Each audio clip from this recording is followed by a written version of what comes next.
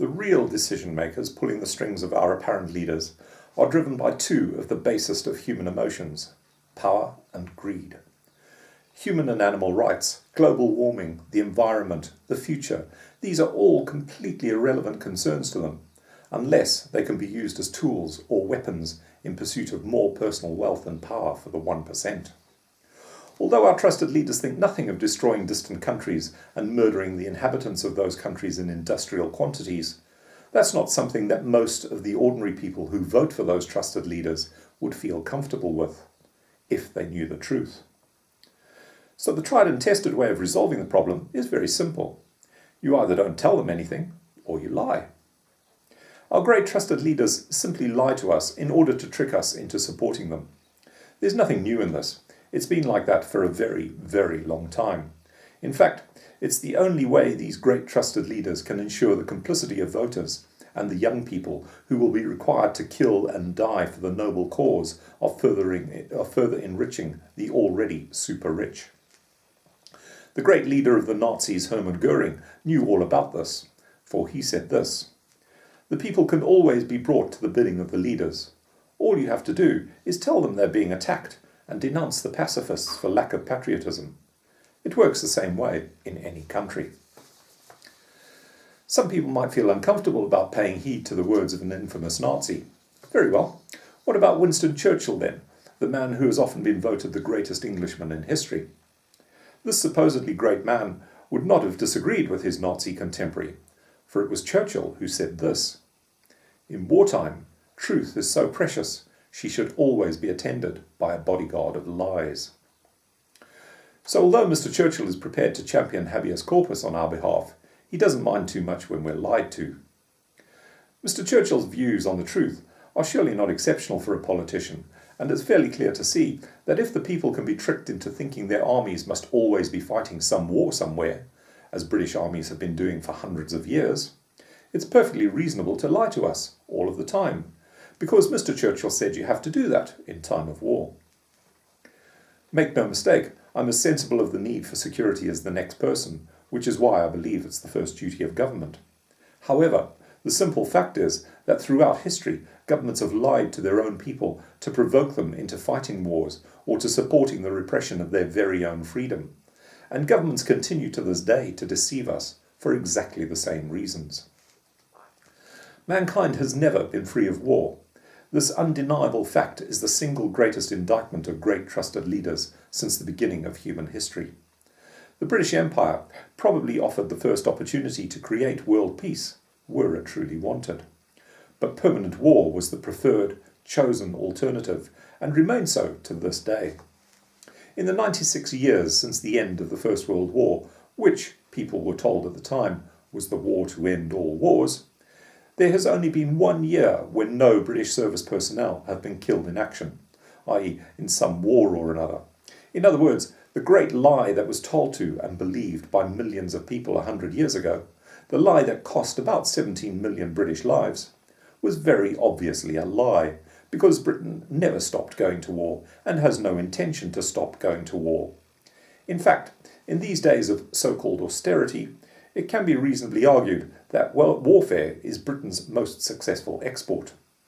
If we recall the words of Churchill and his permission for governments to lie in times of war, it quickly becomes apparent how very long we may legitimately be lied to.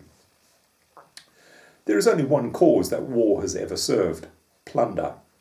And by war I do not mean revolution, which has often been justified.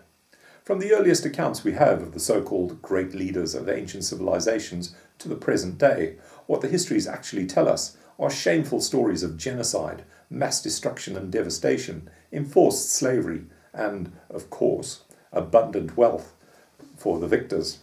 Indeed, it's only in very recent times that modern armies have ceased, officially at least, doing what used to be the practice of dividing a small portion of the looted plunder of the victims of war between the soldiers and sailors doing the killing, raping and destroying.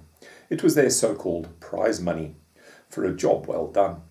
In the time of Nelson, for example, another so-called great British hero, the only things that distinguished his navy from any other fleet of common pirates was that his was bigger than most fleets of pirate ships and was certainly very good at what it did, having had the advantage of centuries of practice.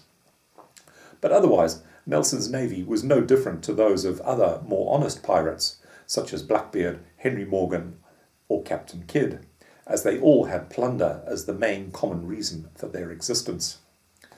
The fact that war continues to exist as a permanent cancer in the body of humanity is due to a number of factors. First and foremost, the reason for its existence, enrichment of ruling elites, is as fresh and valid today as it has been since the dawn of human history. Whereas this used to take the form of simply stealing the wealth of some luckless weaker nation and forcing the few survivors of the vanquished population into slavery, a major source of wealth then as now, the banditry of modern warfare has added new and quite subtle dimensions to the possibilities for pillage. In addition to the traditional sources of booty, modern warmongers plunder their very own people in a very modern way. In the recent wars in the Balkans and Iraq, for example, massive devastation was visited upon the civilian infrastructure of both countries. During the American destruction of Belgrade and its shock and awe bombing campaign of Baghdad, essential communication networks for civilians, such as railway junctions and bridges, were destroyed, along with telephone exchanges and media centres. Waterworks and power stations were obliterated, causing unimaginable suffering and hardship to millions of innocent people, including hundreds of thousands of helpless children and old folk, and tens of thousands of completely dependent hospital patients. Why should we, the supposed champions of freedom and democracy, cause such unimaginable suffering to defenceless innocent people? What possible excuse could there be for waging war on civilians? Actions that were defined at Nuremberg as war crimes and are prescribed as such in international law. None of these crimes was necessary to overcome the hopelessly outclassed armies of Serbia or Iraq, who never stood a prayer of defeating American might from day one. One of the main reasons, we're told, for inflicting such massive destruction and misery on defenceless civilians is to inspire them to overthrow their leaders. The sheer cynicism of this argument is truly breathtaking, for there's virtually no historical precedent for believing it. And those who peddle such blatant rubbish must surely know that fact. When German and Japanese cities were annihilated at the end of World War II, for example, no popular revolutions resulted. When Coventry was completely destroyed and the East End of London was flattened by the Luftwaffe at the beginning of the same war, no popular revolution resulted. Quite the opposite, in fact. The bombing served only to inflame the fighting spirit of the English. Talking about the German bombing campaign of Coventry, Andrew Brooks, a defence specialist at the International Institute for Strategic Studies, said this: British morale, if anything, improved after the bombing. It became more dogged, more bulldogish, more, we're not going to let them beat us. So when our trusted leaders and their flunkies in the mainstream media tell us that bombing civilians is done with the intention of inspiring popular revolutions, it is a monstrous lie, like just about everything else they tell us. History proves that waging war on civilians is more likely to inflame resistance than create allies. So why do today's great trusted leaders and their armies devastate defenceless cities? Plunder is the main reason, pure and simple. Plunder. Large-scale wanton destruction is seriously big business. There are two main benefits for the plunder seekers in causing so much suffering. Firstly, modern Western armies are equipped with billions of dollars worth of high-tech weaponry. They must use it, not because they actually need it to overcome the largely defenceless armies they choose to annihilate, but in order to justify the astronomical budgets our war departments demand and get from those in charge of taxpayers' money. In fact, it's more than likely that some of the murders of defenceless people are licensed by our great trusted leaders for no better reason than to use them as experimental lab rats for arms makers to test the effectiveness of some new abomination they've invented, and for mighty generals to play with their new toys. For example, as I write these words, defenceless civilians are being murdered every day in Pakistan and Yemen by our great trusted leaders, in flagrant violation of international law, and for no good reason whatsoever. And one has to wonder if some of these poor people are not being used as experimental lab rats by the sick people who make these revolting weapons and the psychopaths who use them. Secondly, the massive multinational conglomerates that finance expensive election campaigns need to be paid back. Otherwise, there's no point in them bribing political parties as they do. And wars provide perfect opportunities for these people to be repaid with billion-dollar defense contracts, rearmament deals, reconstruction and security contracts, new banking and financial services, and so on. Stock markets have taken over the running of the world, and stock markets love nothing better than a war. If all this seems too cynical to be true, consider the following extract from Naomi Klein's stunning work, Shock Doctrine. Companies like Lockheed, a defense contractor, whose stock price tripled between 2000 and 2005, George W. Bush's Afghan and Iraq wars, are a large part of the reason why the US stock markets were saved from a prolonged crash following September the 11th.